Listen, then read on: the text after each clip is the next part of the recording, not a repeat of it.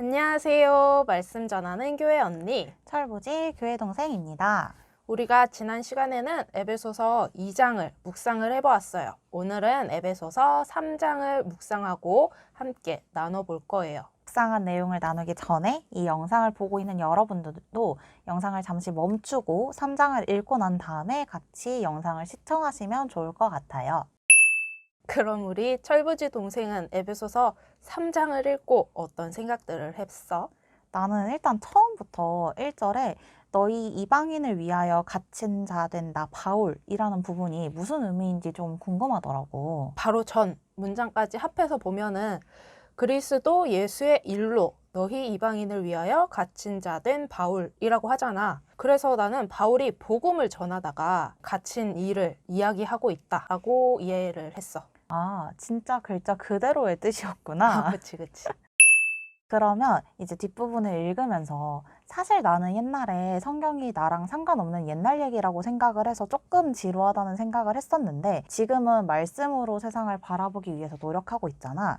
그래서 5, 6절에 복음으로 말미암아 함께라고 나오는 얘기들을 보면서 복음은 그리고 말씀은 그만한 힘이 있다는 걸 바울이 알고 있었던 게 아닐까라는 생각이 들었어. 바울이 이야기를 쓴 지 2000년이 지난 시점인 지금의 나에게도 성령으로 나타내신 것 이외에도 복음으로 주님 안에서 함께 지체가 될 수 있다는 것을 알았던 것 같아. 나는 일단 에베소서 3장을 읽는데 조금 어려웠어.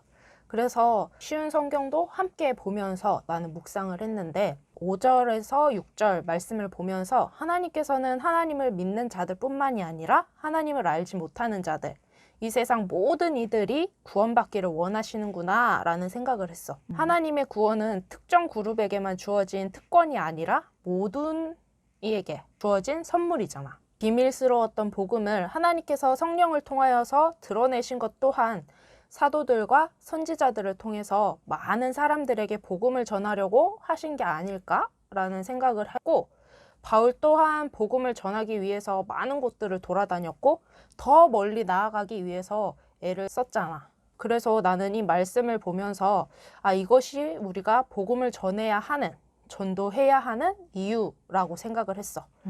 그리고 이 말씀을 읽으면서 왜인지는 모르겠지만 마음이 막 두근거렸어. 그런데 지금은 기독교를 보는 시선이 그리 곱지만은 않기 때문에 이때에 우리가 어떤 방법으로 전도를 할 수 있을까? 라는 고민을 하기도 했어. 바울이 살던 시대에는 어떻게 보면 교통이 좋지 않아서 멀리 돌아다니는 게 쉽지 않았던 시대였음에도 불구하고 바울이 가능했었던 것처럼 우리에게 맞는 방법들을 또 허락하실 것을 기대하게 되는 것 같아.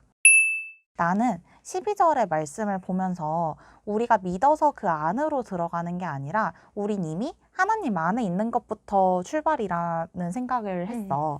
그래서 내 믿음이 조금 약해져 있더라도 난 주님 안에 있다는 걸 잊지 말아야지. 자격 없는 내 모습을 바라보게 할 때에도 그때마저도 나는 주님 안에 있으니까. 그러면 언제고 다시 담대함과 확신을 가지고 주님 앞으로 나아갈 수 있을 것 같아. 나는 7절에서 9절의 말씀을 보면서 하나님께서 일을 맡기실 때에는 그 일을 감당할 능력도 주시는구나 라고 생각을 했어. 전도 또한 내 힘으로 하는 것이 아니고 복음을 전하고자 하면은 하나님께서 능력을 주시면서 함께 하신다는 것이 뭔가 든든한 마음이 들었어. 사실 지금의 상황들은 전도를 좀 위축되게 만들고 있잖아. 이런 상황 속에서 7절, 9절의 말씀은 든든한 마음을 주고 또 13절의 말씀은 용기를 주는 것 같았어. 세상은 예수님을 미워하고 이로 인해 예수님이 먼저 고난을 당하셨잖아. 그리고 로마서 8장 17절 말씀을 보아도 그리스도와 함께 영광을 받기 위해서는 고난도 함께 받아야 한다라고 말씀을 하고 있어. 이 밖에도 많은 말씀들을 통해서 하나님을 믿는 자들에게는 고난이 없다고 하지 않아. 고난은 분명히 있으나 그로 인해 나타날 영광은 우리가 받는 고난과 비교할 수조차 없다고 해. 그래서 이 전도하기 어려운 상황에서 바울은 낙심하지 말라고, 고난과는 비교할 수 없는 영광이 우리에게 있다고 용기를 주는 것 같았어. 물론 교회가 본이 되지 못해서 미움을 받고 있는 상황이지만 그렇다고 복음을 전하는 것을 멈춰서는 안 되지 않을까라는 생각을 하게 되었어. 나는 17절에서 21절의 말씀을 보면서 가끔 나의 하나님이 얼마나 위대하신 분인지 까먹곤 하는데, 사실 하나님은 말씀으로 만물을 지으셨고 그리고 스스로 존재하시는 분이신 거잖아. 그런데 한 번씩 맞아, 우리 하나님 진짜 개쩔어 하는 때가 있는데 바로 이런 구절들을 마주할 때인 것 같아. 말로 설명은 못하겠는데 괜히 가슴이 벅차오르는 느낌이라고 해야 되나? 특히 19절에 그 너비와 길이와 높이와 깊이가 어떠함을 깨달아 하나님의 모든 충만하신 것으로 나에게 충만하게 하시기를 바라게 되는 마음이 생기더라고. 그 놀라움과 크신 사랑에 잠식해도 좋을 만큼. 나는 14절에서 21절의 말씀을 읽으면서 한 줄로 정리가 되었어. 그리스도의 장성한 분량에까지 이르라.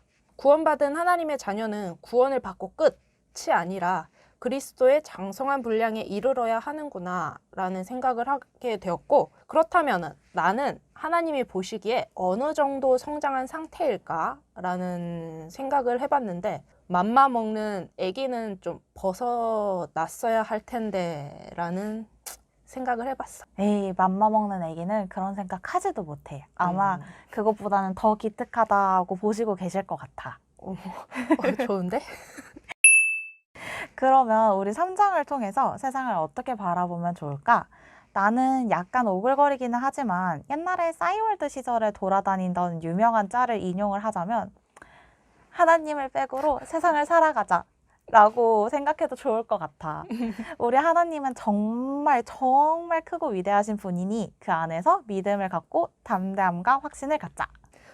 나는 우리가 이제 우연히 맛집을 알게 되면은 여기 나만 알고 있어야지 라고 하진 않잖아. 그치. 내가 좋아하는 사람들을 데려가서 그 맛집을 소개해주고 싶고 또 그 맛있는 음식들을 먹여주고 싶은 것처럼, 하나님이 나에게 주신 이 구원이라는 선물을 나만 알고 있는 게 아니라 다른 사람들도 알 수 있도록 전해주고 싶다라는 생각을 해봤지. 좋은 것 같아. 믿지 않는 누군가에게도 우리 영상이 맛집 같은 존재가 되기를 바라봅니다. 지금 이 영상을 보고 계신 여러분들도 에베소서 3장을 묵상한 내용을 같이 댓글로 적어주시면 좋을 것 같아요. 그럼 말씀으로 세상을 바라보는 우리가 되기를 바라며 모두 안녕. 안녕.